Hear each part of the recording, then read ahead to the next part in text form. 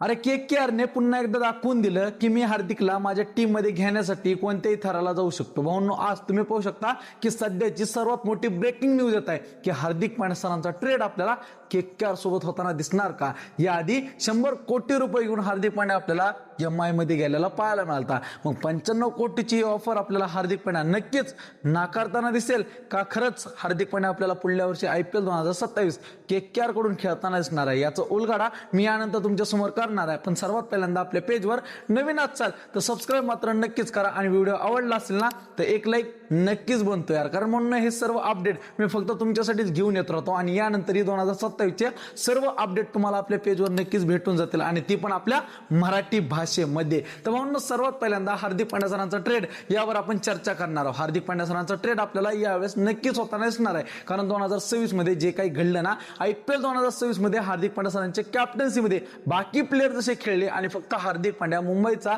जो आपल्याला कॅप्टन पाहायला मिळाला ना, तो ज्या पद्धतीने खेळला ना भाऊंनो, एकाच्या स्वतःच्या खांद्यावर त्याने पूर्ण मुंबई इंडियन्सची जबाबदारी घेतली होती आणि मुंबई इंडियन्सला स्वतःच्या खांद्यावर घेऊन चालणारा हार्दिक आपल्याला यानंतर 2027 मध्ये मुंबई इंडियन्स कडून खेळताना दिसणार नाही. पण एक गोष्ट खरी आहे बरं का की हार्दिक पांड्या आपल्याला यानंतर नक्कीच ट्रेड होताना दिसणार आहे. ट्रेड कुणासोबत होणार तर यावेळेस आपल्याला 7 टीमा अशा आहेत की ती 7ची 7 टीमा हार्दिकला आपल्या टीम मध्ये घेण्यासाठी प्रयत्न करीत आहेत. RCB आणि SRH जर सोडला ना तर बाकीच्या सर्व टीमा हार्दिकच्या मागे लागल्यात की तुम्ही आमच्याकडून 2 प्लेयर घ्या, आम्हाला हार्दिक पांड्या द्या. म्हणजे म्हणून आपल्या सर्वांनाच माहित आहे की हार्दिक पांड्या बॅट्समन पण आहे, बॉलर पण आहे आणि ऑलराऊंडर पण आहे. म्हणजे हार्दिक पांड्याकडून यांना 3-4 गोष्टी नक्कीच मिळणार आहेत आणि जे बाकी प्लेयर ते एक देणार आहेत ना, ते आपल्याला फक्त एक बॅट्समन नाही तर एक बॉलर पाहायला मिळणार आहे. पण हार्दिक पांड्या जे आपण टीम मध्ये जाईल ना त्या टीमला नक्कीच फायदा होणार आहे. आणि जेव्हा मुंबईच्या मॅनेजमेंटला विचारलं गेलं ना की तुम्हाला हार्दिकला खरंच तुमच्या टीम मधून बाहेर काढायचंय का, हार्दिक तुम्हाला नको आहे का, तर त्यावेळेस मुंबईच्या या मॅनेजमेंटकडून जी प्रतिक्रिया आली ना